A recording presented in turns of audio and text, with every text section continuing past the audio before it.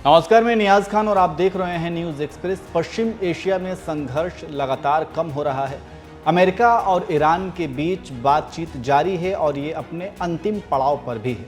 लेकिन खबर इस बीच ये आ रही है कि इजराइल जो है वो अभी खौफ के साए में है। ऐसा क्यों कहा जा रहा है, ये सबसे बड़ा सवाल है। दरअसल अभी बातचीत के दौरान इजराइल को लेकर के एक रिपोर्ट सामने आई है। इजरायली मीडिया रिपोर्ट्स के अनुसार ये खबर निकल करके सामने आई है कि इजराइल को डर है कि ईरान कभी भी उनके ऊपर मिसाइल अटैक कर सकता है, यानी कि सबसे बड़ा हमला कर सकता है। अब ऐसा क्यों कहा जा रहा है, ये भी एक अहम सवाल है।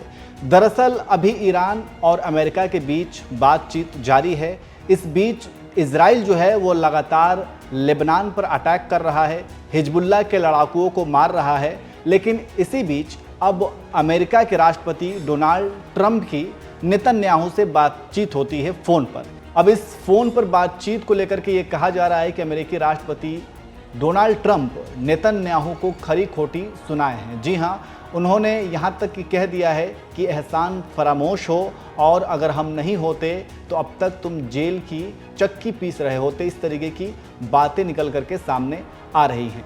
अब सवाल यही है कि आखिर इजराइल जो है वो लगातार लेबनान पर अटैक क्यों कर रहा है, लेबनान में जो हिजबुल्लाह हैं उनको क्यों मार रहा है, और इस तरीके से ट्रंप अचानक से क्यों नेतन्याहू पर गुस्सा हो गए हैं। क्योंकि आपको ये पता है कि अभी ईरान और अमेरिका के बीच बातचीत जारी है और ये अपने अंतिम पड़ाव पर है। ईरान लगातार ये शर्त रख रहा है कि अगर आपको सीज़ फायर करनी है तो फिर आपको पूरी तरीके से युद्ध विराम करना होगा। ऐसा नहीं कि आप ईरान पर अटैक नहीं करें और इसकी जगह पर जो है आप लेबनान पे अटैक करें और हिजबुल्लाह के बहाने आप जो है वहाँ के नागरिकों को मारें। क्योंकि इस तरीके की खबरें निकल करके सामने आई और ये दावा किया गया कि इजरायली हमले में कई सारे लेबनान में नागरिक मारे जा रहे हैं जो बेगुनाह हैं, जो मासूम हैं। इसको लेकर के जब सवाल खड़े किए गए तो ट्रंप का अब गुस्सा फूटा है।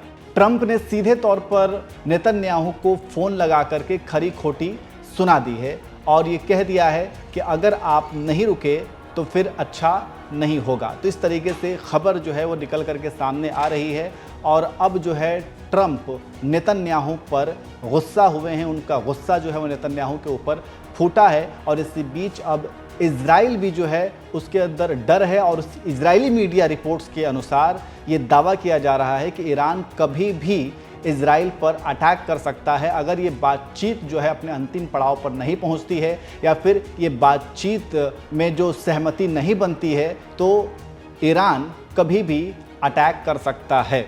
तो ये खबर निकल करके सामने आ रही है। आपको क्या लगता है, आप भी कमेंट करके ज़रूर बताएं।